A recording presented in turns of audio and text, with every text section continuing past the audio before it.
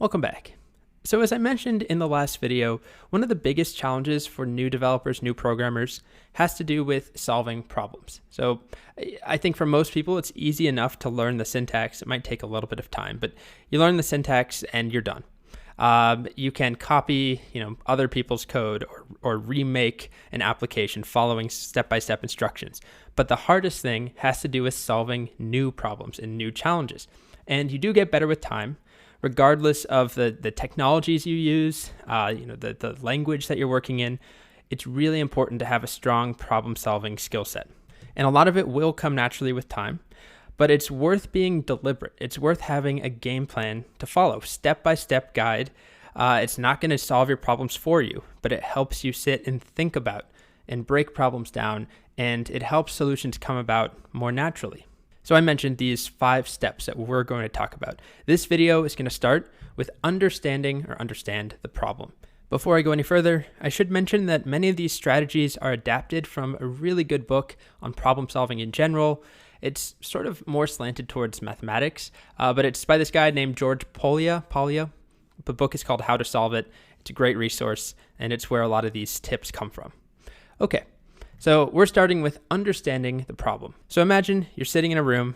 It could be a beautiful room, or it could be like a prison cell made of cinder block, and there's an interviewer ahead of you, and he or she asks you a question, and you don't know how to solve it.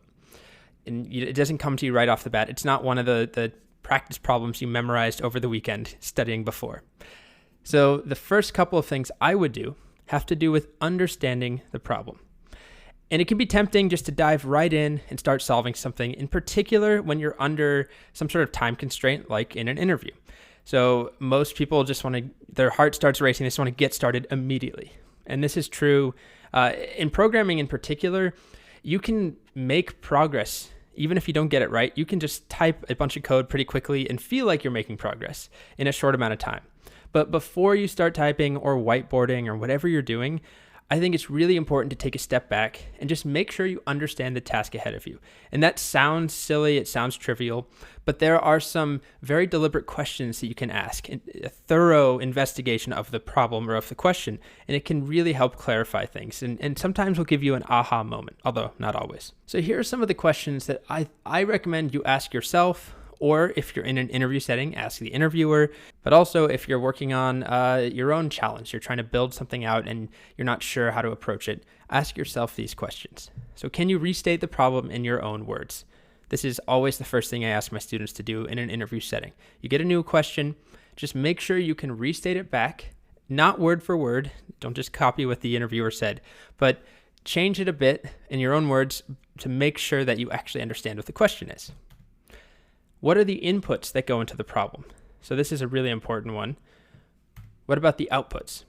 So what are the outputs that should come from the solution to the problem? What should the output look like? And we're going to dive into an example in just a moment.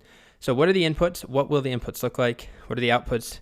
What should come from my solution? What should be returned from my function?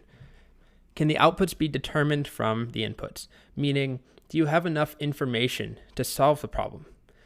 You have the inputs. Can you get the outputs that are expected just using that information? And sometimes you need to wait a bit until you can figure that one out. How should I label the important pieces of data that are part of the problem? So this would be, what are the things that really matter in this problem? What should you call them? What's the terminology that you should use? So it might seem like a lot, and it is, but if we walk through an actual example, we're going to do a really simple example, which is write a function which takes 2 numbers and returns their sum. So imagine that someone asks you this in an interview setting. Let's explore sort of understanding the problem through this lens. So let's walk through some of these steps. Write a function which takes 2 numbers and returns their sum. Can I restate the problem in my own words? All right, well, this one's nice and simple. We could just say something like write a function that adds 2 numbers, or implement addition, something like that. Okay, easy enough. What are the inputs that go into the problem? Well, this might seem like an open and shut case, just add 2 numbers, so we need 2 numbers, right? But if you start to really think about it, it really depends. I mean, are we talking about integer numbers? Are we talking about floating points exclusively? It depends on the language that we're working in, of course. How large are these numbers going to be? Because in some languages, most that I've worked in, there's an upper bound for the size of numbers. And if you're trying to add really, really large numbers, it doesn't work well. For example, if we tried to do this here, it's a really large number plus, there you can see it's a plus sign, another really large number. Totally valid mathematical operation. But in JavaScript, what do we get? Infinity. It just gives up and gives us infinity.